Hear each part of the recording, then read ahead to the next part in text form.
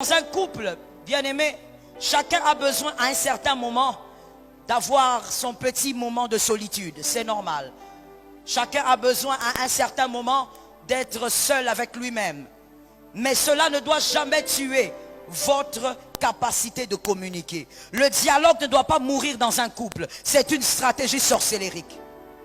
Le dialogue ne doit jamais s'éteindre dans un couple. C'est une stratégie diabolique. Mon frère, parler avec ta femme n'est pas le fait de lui dire qu'est-ce qu'on mange aujourd'hui, où sont les enfants, est-ce que tu as repassé ma chemise. Ça, c'est pas le dialogue. Ça, ce sont des questions qu'on pose. Quand on dit dialogue, ça veut dire que ce sont des moments de partage, des moments de fou rire, des moments de méditation même ensemble, des moments de causerie. Que quelqu'un dise à son âme, des moments de causerie. Il ne faut pas que les sorciers détruisent ça. Quand les sorciers veulent renverser un couple, ils commencent par là. Ils ne vont pas commencer ailleurs. Ils vont commencer par le dialogue. Parce que le dialogue, retenez pour la vie, enseignez-le à vos enfants, le dialogue solidifie le couple. C'est par le dialogue qu'on apprend à se connaître encore. C'est par le dialogue qu'on apprend à s'aimer encore. C'est par le dialogue, et oui, qu'on apprend même à pardonner. C'est en dialoguant. C'est par le dialogue que l'homme devient comme sa femme et la femme devient comme l'homme. Qu'est-ce que j'ai envie de dire? Lorsque tu parles avec la femme, tu as l'impression que c'est l'homme qui parle. Tellement qu'il cause beaucoup. Et quand c'est l'homme qui parle, tu as l'impression d'écouter sa femme. Parce qu'il dialogue beaucoup. Il y a la communication de certaines choses, de certaines valeurs, c'est pendant les dialogues. Le dialogue, ce n'est pas lorsque vous finissez vos relations sexuelles et vous commencez à causer. Siko, Siko, tu fais ceci. Ça, c'est pas le dialogue. Le dialogue, ce sont les moments où on ne fait rien du tout. On est en face l'un envers l'autre et on parle, on cause, on discute, on partage. On parle de la vie. Il y a des couples qui dialoguent seulement quand il faut parler des enfants. J'ai toujours dit, les enfants vous ont trouvé, les enfants partiront. C'est tombé sur qui? Toi, tu n'as pas dit amen, tes enfants resteront vieux chez toi. Non, mais il faut dire amen maintenant. Parce que quand je dis que les enfants partiront, tu dis rien. Donc tu veux que les enfants vieillissent chez toi. Les enfants vous ont trouvé, les enfants partiront. Ah, maintenant tu comprends. Les enfants partiront. Tu ne peux pas dire, non, moi je suis là que pour les enfants. Non, tu es mal barré. Tu es mal barré, cherche Dieu, que Dieu restaure ton mariage, que Dieu restaure ton cœur. Merci. Il y a certains couples qui n'arrivent plus à dialoguer par des stratégies sorcellériques. Et le diable a utilisé quelque chose de très fort et de très puissant en ce moment. De très efficace. On va essayer de trouver ça. Messieurs, levez-vous s'il vous plaît. Qu'est-ce que vous avez dans vos poches? Voilà. J'étais sûr qu'il avait ça. J'étais sûr à 80, non, à 200%. Montrez ça. Montrez bien, papa. La main là. Merci. Ça. C'est l'un des éléments que le diable utilise pour tuer le dialogue dans le foyer. Et c'est très efficace. C'est un objet que le diable utilise efficacement pour tuer beaucoup de couples. Merci mon frère. Vous voyez, j'étais très sûr qu'il allait avoir ça. Et d'ailleurs, nous tous, nous l'avons.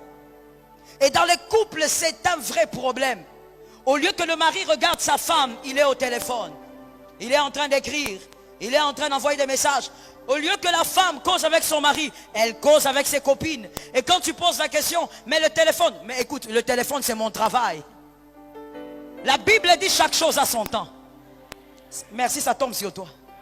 Ce soir-là, c'est une soirée de délivrance. Celui qui ne veut pas, il faut le laisser. Je disais, chaque chose a son temps, dit la parole de Dieu. Il y a un temps pour être sur le téléphone, il y a un temps pour il faut parler avec ta femme. Le diable est passé par cette affaire-là.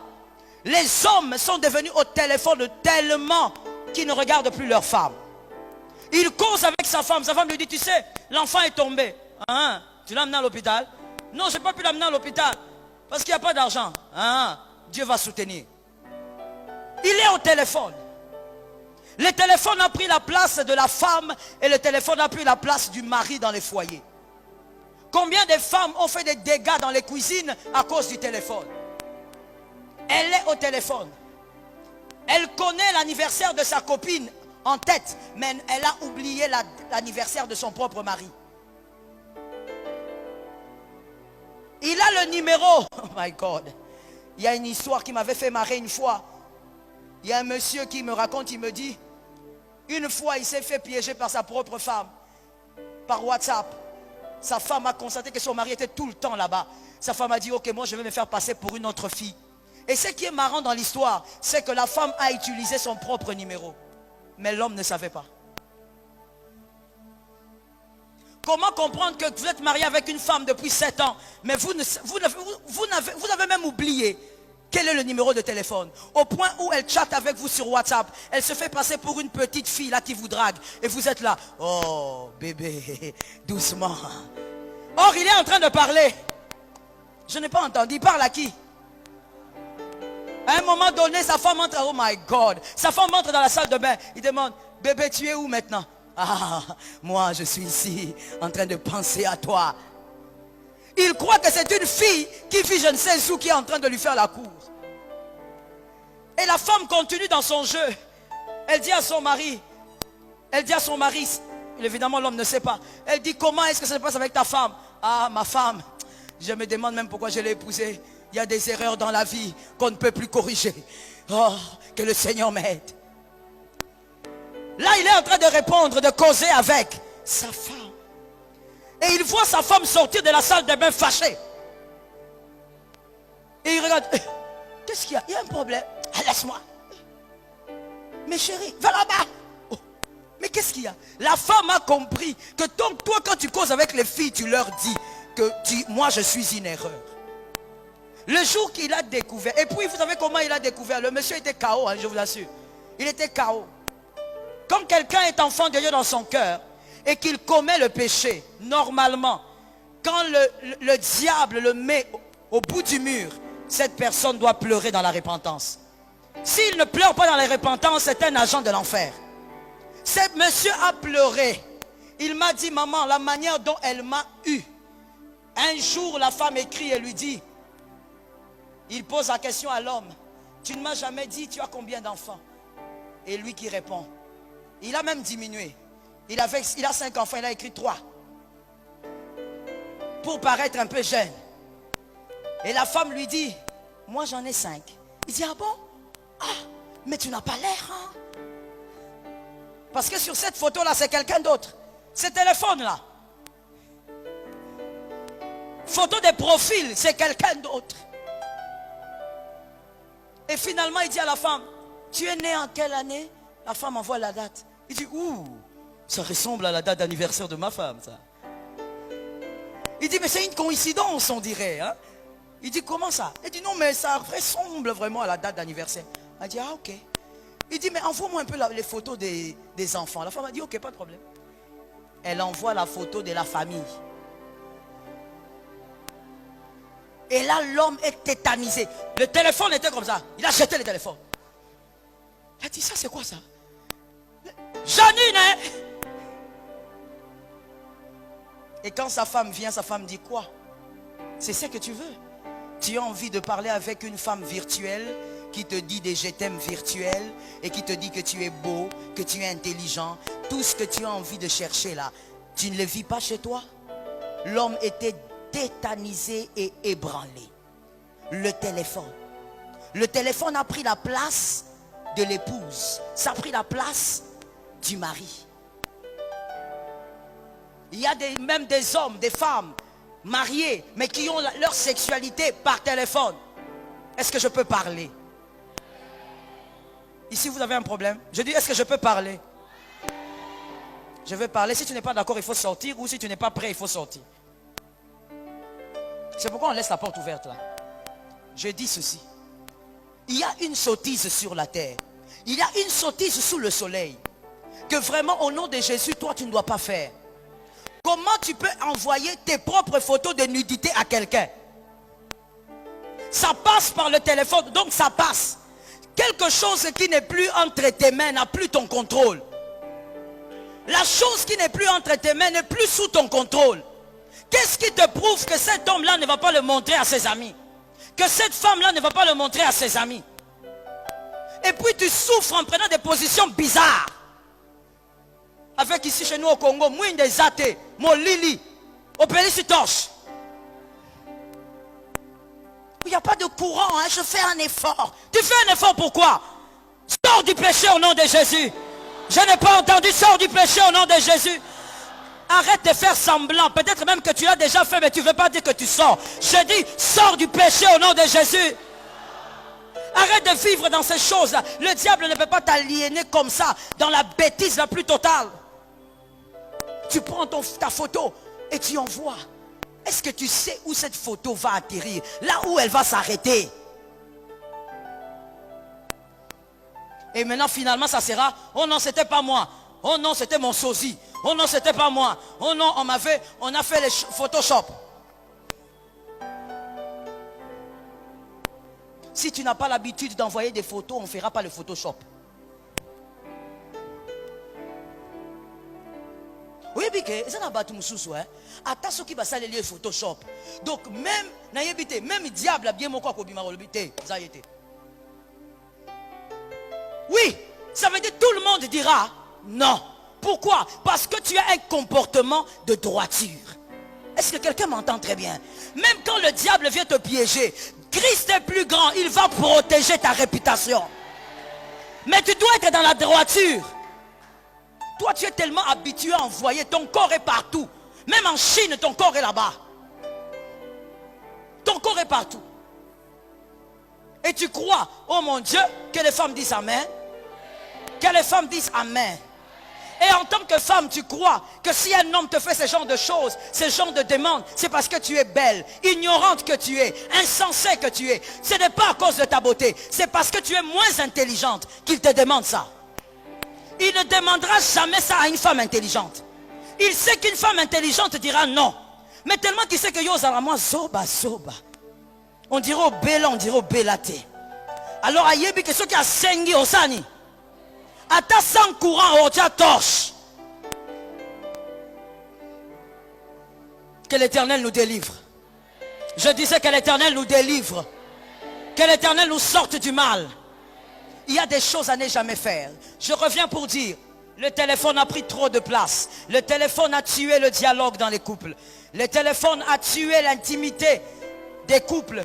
Le téléphone a éloigné les couples. La femme se sent abandonnée parce que son mari est tout le temps sur téléphone. Alors elle aussi, elle va aussi se créer son monde virtuel. Elle aussi, elle va commencer à se gérer avec son téléphone. Je dis à quelqu'un, tout doit être équilibré. Que Dieu bénisse ceux qui ont entendu. Tout dans la vie doit être convenablement équilibré. La Bible est une grande maîtresse. Dans Genèse 2, 24, la Bible dit, l'homme quittera son père et sa mère, s'attachera à sa femme, et les deux deviendront une seule chair. 1 Corinthiens 6, 18 dit, fuyez l'impudicité. Et le verset continue. Qu'est-ce que j'ai envie de te dire? Bien-aimé, lorsqu'on est fiancé, il y a des murs à respecter, mais qui doivent s'écrouler dans le mariage. Ces murs vont s'écrouler et vont vous rapprocher dans le mariage. Lorsque la Bible dit que l'homme s'attachera à sa femme, c'est-à-dire que vous devez éviter d'écrouler le mur, le premier mur, qui est la sexualité en dehors du mariage. Attendez le mariage et vous allez écrouler ce mur-là. Et après ce mur, il y a plusieurs autres murs à écrouler par le dialogue. N'écroulez pas le mur avant le temps. Vous risquez de devenir comme un soldat sans antiballes. Les balles du diable, les flèches du diable vont vous atteindre. Écroulez le mur dans le mariage. Que le dialogue écroule les murs.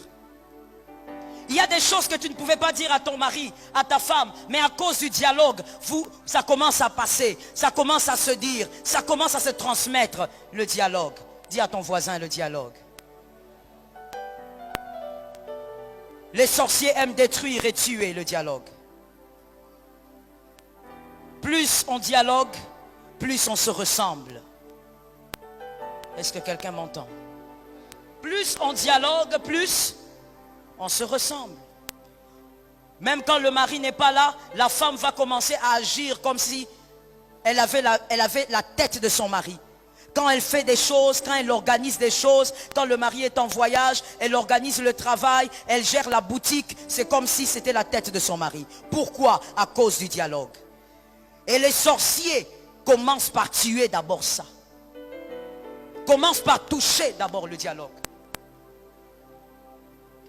Que le Seigneur nous fasse grâce. Je viens parler ici aussi à tous ceux qui n'ont pas grandi en voyant les parents en train de dialoguer. Que l'Éternel vous aide à apprendre ces choses et à les inculquer aussi à vos enfants. Je suis d'accord avec vous. Toi, tu as grandi, tu n'as jamais vu ta mère et ton père s'asseoir à la véranda en train de rire, de se taper la main, en train de parler de leur vie, de leur passé. Tu n'as pas vu ça. Et ce que tu n'as pas vu, tu auras du mal à transmettre. Mais par la puissance de la parole, que tu reçoives des choses nouvelles et que tu puisses les transmettre à tes enfants. Je lance les choses nouvelles dans ton âme, que tu les transmettes à tes enfants. Est-ce que quelqu'un entend? C'est que la famille n'a pas pu t'accorder. La parole de Dieu peut te l'accorder. La seule personne à décider si tu vas être meilleur ou pas, c'est toi-même. Personne ne peut décider à ta place. Les sorciers veulent vous garder dans la distance. Et pour ça, pour bien tuer le dialogue, voici quelques éléments primordiaux pour les sorciers qu'ils doivent absolument maintenir dans le foyer. Ce sont des éléments importants pour les sorciers. Ils veillent sur ça. Quand ils veulent mettre KO un couple en détruisant le dialogue, ils veillent sur ces éléments qu'on va présenter tout à l'heure. Nous sommes dans le grand A, le dialogue. Le premier élément que les sorciers utilisent pour que le dialogue soit vraiment brisé et que cela soit maintenu, ils utilisent les paroles méchantes et les paroles blessantes. Les paroles méchantes et les paroles blessantes. Il y a certains couples déjà qui ne causent pas, déjà qui ne dialoguent pas. Mais quand ils veulent commencer, la femme blesse, l'homme blesse. Et puis il y a une chose que je ne comprends pas. Vous allez peut-être m'aider à comprendre ce soir. Pourquoi il y a des gens, lorsqu'on pose des questions, ces personnes répondent par des questions? C'est une chose qui ne se fait pas. Mais lorsqu'on est blessant et qu'on ne sait pas comment faire autrement, on est blessant parce qu'on a peut-être été blessé. Je commence d'abord par ça. Ceux qui blessent parce qu'ils ont été blessés.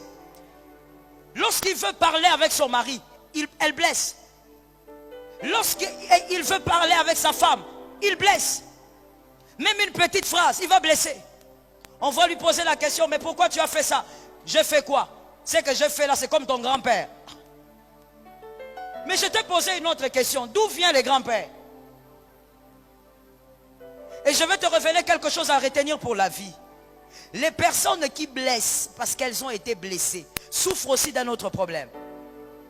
D'un manque d'estime de soi. Elles pensent s'affirmer à un endroit en blessant les autres. C'est une manière pour eux de s'affirmer.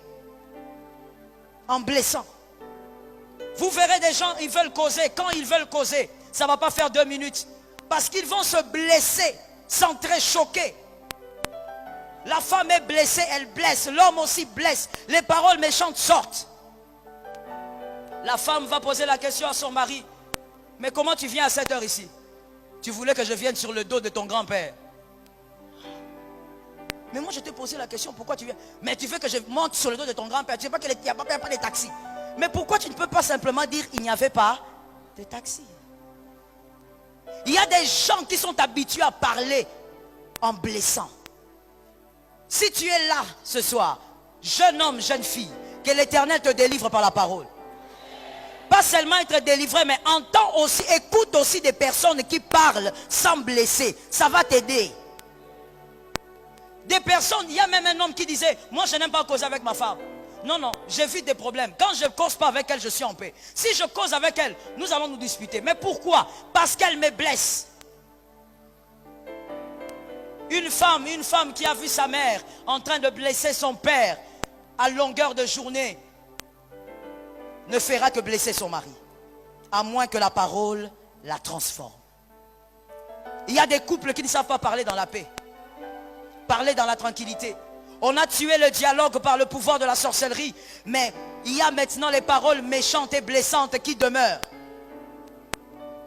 Dès qu'il y a un problème, on commence à parler des membres des familles. Mon frère, conseil gratuit. Quand il y a un problème entre vous, il ne s'agit pas de vos familles.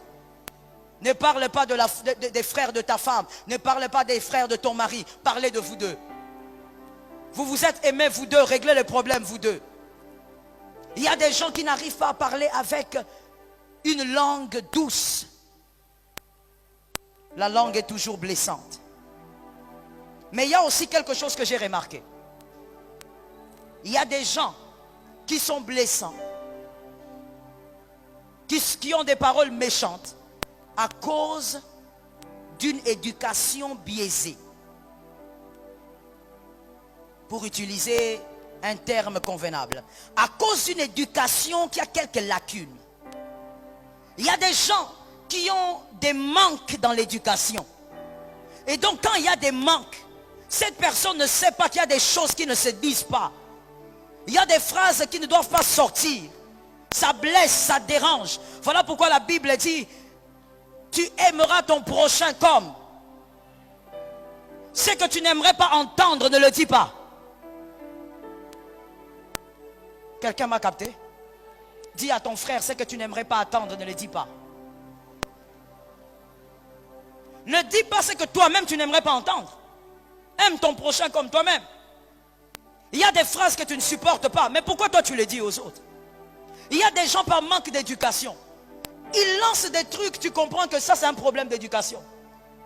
On n'a pas appris à parler avec douceur. On n'a pas appris. Aujourd'hui, il y a quelque chose qui me faisait marrer. Ça m'a fait marrer vraiment pendant un temps. J'étais sorti avec ma seconde fille. Et à un moment donné, j'arrive à un endroit où je devais acheter certains carreaux pour l'école du dimanche de ma campagne. Alors pendant qu'on choisissait les carreaux, elle était debout derrière moi. Et il y a un monsieur qui vient avec la chaise. Franchement, moi je croyais que le monsieur allait faire du rubis quoi. Le gars il lance la chaise. Et puis, il dit à ma fille, Vanda. Alors ma fille qui regarde à gauche, elle regarde à droite, elle me regarde. Et moi j'étais en train de m'occuper des carreaux. Et le gars qui vient encore. Vanda. Déjà qu'elle a du mal à comprendre un peu le lingala. Alors elle me regarde. Moi je lui dis, chérie, si tu es fatiguée, assieds-toi. Et puis il dit, non ça va. J'ai dit, non, assieds-toi chérie, assieds-toi. Comme monsieur t'a amené une chaise, assieds-toi. Et puis elle s'est mise. Et en sortant maintenant, elle me dit, maman c'est quoi cet homme? Tu es sûr qu'il allait bien? Je lui dis, il allait bien, qu'est-ce que tu crois? Il allait bien seulement, c'est comme ça là qu'il est. C'est son ça même. Son être entier là, c'est ça. Il m'a dit, ah, maman, mais pourquoi il gueulait sur moi? Je dis, il gueulait pas, il te donnait la chaise. Ton problème d'éducation, tu n'arrives pas à comprendre qu'on ne donne pas quelqu'un la chaise avec violence. Hein? Tu me le donnes, donne-le moi avec tranquillité. Tout au long de la route, elle ne faisait que dire, non, non, maman, ce monsieur-là, moi, je crois qu'il n'allait pas bien. Peut-être qu'il n'était pas content de nous voir. Moi, je dis, maman, toi, tu n'as pas encore compris. C'est même ça, là. Tu vois, Congolais, là, c'est même ça. C'est-à-dire que des fois, il y a des gens qui sont blessants, qui sont méchants, par éducation. On ne lui a pas dit. Je veux dire à un homme ici, les célibataires sont bénis. Que l'Éternel vous préserve du mal. Le marié qui subit ça devient l'intercesseur de ton âme. Je dis aux célibataires, aux hommes, quand toi tu vas épouser une fille, tu remarques déjà chez elle, quand sa mère parle, elle boude. Tu vas avec elle où? Abandonne-la seulement là. Dis-lui ma soeur, nous restons frères et sœurs. Mais toi et moi, contrat. Une personne qui boude quand sa mère parle, une personne qui répond à sa mère, c'est une personne qui a des problèmes d'éducation. Dans la maison, lorsque vous aurez des problèmes, elle va t'insulter. Vous savez, parlons même des insultes. L'insulte n'est pas d'abord une affaire de chrétienté. C'est d'abord une affaire d'éducation. Il y a des gens qui n'insultent pas, bien aimés, qui n'ont rien à voir avec ta chrétienté, mais ils n'insultent pas. Parce que c'est d'abord une affaire d'éducation. On lui a appris qu'on ne dénigre pas un autre. On ne peut pas sortir des paroles blessantes envers un autre. Mais toi, tu as grandi dans une maison où déjà ton père te disait, regarde ta tête comme la calebasse de ma grand-mère. Tu as entendu ça. Tu as ruminé ça. Toi aussi, quand tu grandis, Tu vois ta femme, tu t'es marié sur l'ANA, on vous bénit, comme vous aimez que l'apôtre vous bénisse. Il vient, il vous bénit, il déclare, il dit, vous êtes bénis. Or, quand vous rentrez chez vous, la première nuit, tu regardes ta femme, tu dis, ah, pousse-toi là-bas, regarde la tête comme la calebasse de mon grand-père. L'éducation que tu as reçue va crier quand tu vas te marier. À l'église, tu fais semblant. L'éducation que tu as reçue va crier. Il y a des gens qui insultent par éducation. On l'a toujours insulté. Il y a quelqu'un une fois qui me disait, maman, moi on me disait tout le temps, regarde ta petite tête. Moi je dis, mais c'est bien non maman. La petite tête là c'est bien. Il grandit dans les insultes. Elle grandit dans les insultes. Dans le mariage, quand il faudra dialoguer, si la femme n'entend pas, il va insulter. Si le mari ne comprend pas, elle va insulter. Il y a des gens qui font ça, qui ont des paroles méchantes à partir de l'éducation. Voilà pourquoi je dis à quelqu'un ce soir, et bénis ton enfant, et bénis ton fils, et bénis ta fille. Parce que toi, au moins, en écoutant la parole, tu vas comprendre que dans ton éducation, il y a des tris à faire. Dans ton éducation, il y a des choses à enlever. La parole de Dieu doit remplacer certaines choses dans ton éducation.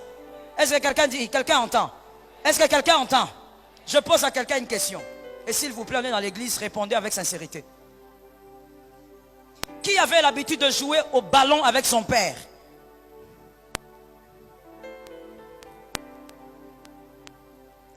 Je vois trois mains.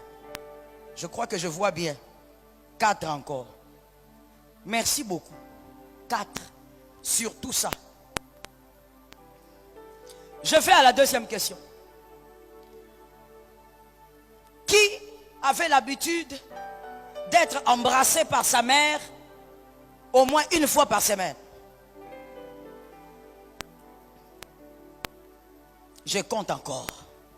Maintenant, je vais à la troisième question et la question la plus fatale. Qui Zena, ça va? Ah, praise the Lord.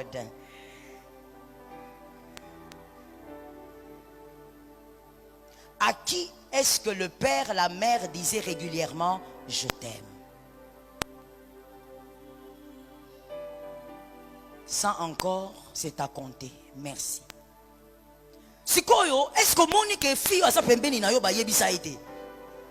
Est-ce qu'on repérait? Na sali yango pour le recorder yo. Ah, je parle aux garçons qui sont là. Est-ce que tu as vu la fille là? La fille là qui n'a pas eu l'habitude qu'on lui dise je t'aime. Dans le mariage, toi tu vas chercher les je t'aime pendant les dialogues. Elle va te regarder comme ça. Ne me dis pas ce genre de choses là quand moi je suis fâché. Ah mais ça n'a pas besoin d'en côté. Elle fait semblant pendant les fiançailles. C'est comme si elle en a envie, elle en a envie. Mais quand elle va vivre maintenant son mariage, ça devient sa vie. Certaines choses, certains tares vont surgir. Ah mais ça n'a pas. Have mercy. Que l'Éternel nous protège. Je dis que l'Éternel nous épargne du mal. Voilà pourquoi je dis à un homme, à une femme, à un couple, éduquez vos enfants selon la parole. Éduquez vos enfants selon la parole. Soyez capables d'aimer vos enfants et de le dire. Tu aimes ta fille, tu lui dis que tu l'aimes. Peu importe son âge. Tu aimes ton fils, dis-lui que tu l'aimes. Ton fils a eu son bac, embrasse ton fils. Ta fille a réussi même à la maternelle, embrasse ta fille. Est-ce que quelqu'un entend? Il y a quelque chose que l'homme de Dieu aime dire. Moi, ça me fait un peu marrer des fois. Et je regarde mes filles, elles se mettent aussi à rire. Souvent, mon mari dit à mes filles, il dit, ici, là, maintenant, je vous dis les je t'aime, les je t'aime, les je t'aime. Pour que les je t'aime du voyou, là, ne vous épatent pas. Et c'est une vérité, même en blaguant. Parce que ce qu'on lui donne à la maison ne va pas l'épater à l'extérieur. Même si ça vient d'une autre personne, ça ne va pas l'épater à l'extérieur. Est-ce que quelqu'un entend bien? C'est comme l'homme de Dieu a l'habitude de dire, une femme qui veut épouser un homme à cause du parfum, la bonne odeur. Mais bien aimé, la bonne odeur comment? Toi tu vivais dans quelle odeur? Non, moi je ne peux pas comprendre ça. Comment tu peux suivre un homme à cause des odeurs? Donc toi-même, tu étais dans les odeurs un peu compliquées. Quand tu es sorti, tu as senti un peu, tu as dit, ça c'est le prélude du ciel. Mais parce que si tu vis dans les bonnes odeurs, tu ne vas pas être choqué par les odeurs. Je dis, les parfums ne coûtent pas cher. Tu ne veux pas qu'on parle ou bien? Les déodorants ne coûtent pas cher. Moins cher maintenant, ça existe. Toi-même va prendre sa pompe partout, sans l'odeur, pour qu'aucun voyou ne vienne t'influencer avec les odeurs. Que l'Éternel te délivre.